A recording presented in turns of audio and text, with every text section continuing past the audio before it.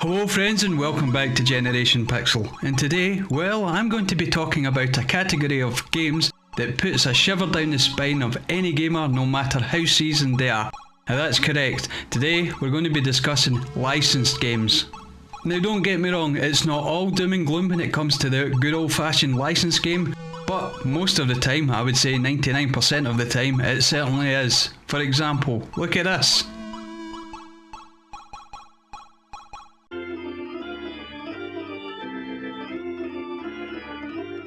Or even this.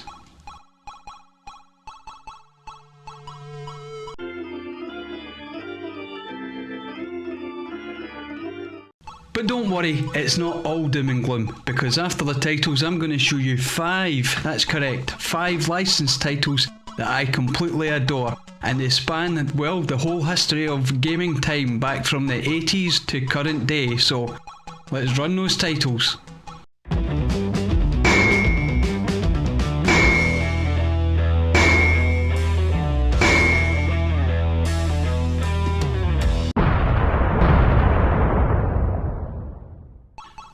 Okay, so as promised, I'm going to be giving you 5 licensed games that I still love.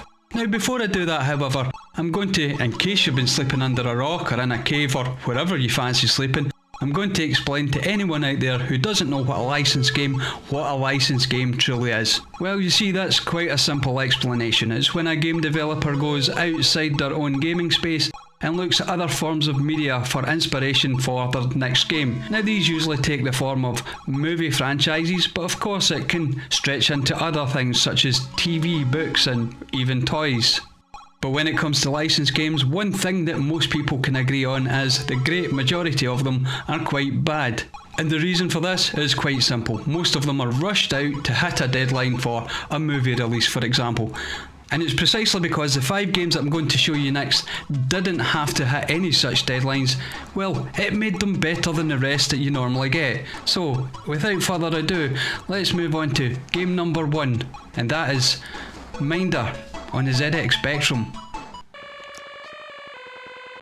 Now for this particular game, you're probably going to need a UK background and of course an 80s background, as Minder was a game based on a UK television, not so much sitcom, more of a light entertainment programme about Arthur Daly, a stereotypical Cockney wheeler dealer, and of course his minder or bodyguard Terry. Now in the game it's quite simple, all you have to do is make as much money as you can. Now as for the game, it's quite simple, all you have to do is make as much money as you can within the allotted time period. Now of course, being a game of the 80s, there's a lot of tongue-in-cheek to it, as you might notice in some of the dialogue. But for me it was just simply the fact that I was getting to play the role of Arthur Daly and trying to make money and not get caught out by the old bill, which of course was the main narrative of the TV programme. And that was the basic gist of Minder. Sticking with the ZX Spectrum, we're going to move straight on to the Thunderbirds. Now this particular game could be brutal, and I'm talking Dark Souls level of brutal, because you see, on the surface it's a simple puzzler, but with the 2 ships you have to navigate through many different mazes and remove obstacles. Try to clear a path for one another. As you're moving through these mazes, you face other enemies which you also have to avoid, and try not to die. And dying is something that you're going to do a lot as you get lost continually in the labyrinth trying to save whichever scientist you're trying to save in Thunderbirds. So for game number 3, we're going to bring ourselves out of the 1980s and move closer to the present day, to the noughties, the early noughties in fact, and I'm going to be choosing a game that I played on the PlayStation 2, and that is Buffy the Vampire Slayer, Chaos Bleeds. Now here's a prime example of why licensed games don't work, and that's because they get rushed. Whereas with Buffy and Chaos Bleeds, this game was released in 2003, which was 6 years after the first episode of Buffy, which gave the game plenty of time to draw from the whole canon of Buffy, and could serve up fan service on a silver platter for us. Now as for gameplay, of course, it's still early noughties, so there's still plenty of clunk and there's still plenty of jank, but not so much to distract from the game, and the fact that you could play as each of the Buffy characters from the Buffy universe, Willow and Xander and Spike, is Buffy as well. It just made this game fantastic to play, especially for the fan base. And each of the characters had their own specific fighting styles. You had Willow's magic, you had Buffy's melee style. This game was perfect. Buffy the Vampire Slayer, Chaos Bleeds. For game number 4 is going to be more of a series of games and over multiple generations, and that series is the Lego games. Now when you boil it all down to its finest essence, the Lego games are just simply sublime. The gameplay, fantastic and addictive, it's suitable for adults, it's suitable for children, and of course it draws from every possible franchise you could ever imagine, from Jurassic Park to Star Wars, from Harry Potter to Lord of the Rings. If you're a fan of any sort of pop culture from the last 40 years, then you're going to find a game in the Lego video game universe that will suit you down to a T.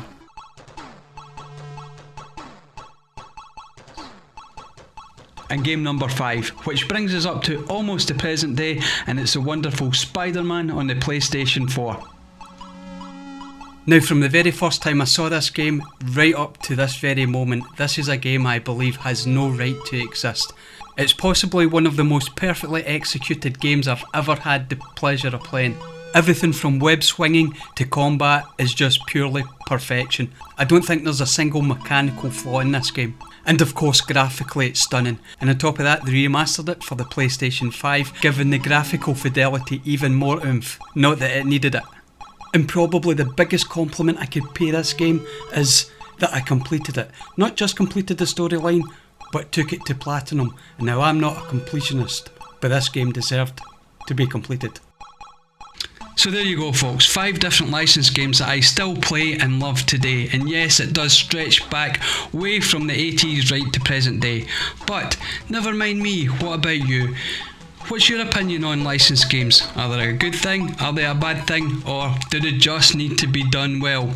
Anyway, thank you very much for watching, and if you've enjoyed this video, don't forget to leave that thumbs up like, because hey, it makes a great deal of difference to the channel, let me tell you that. And also, if you haven't subscribed already, the subscription button's always there for you.